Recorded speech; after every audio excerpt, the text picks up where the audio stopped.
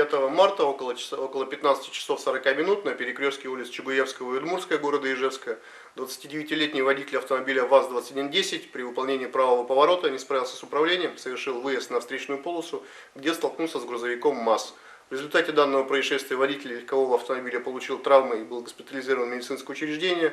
Он также имел явные признаки алкогольного опьянения, и в настоящее время для подтверждения диагноза взяты анализы биологических сред организма.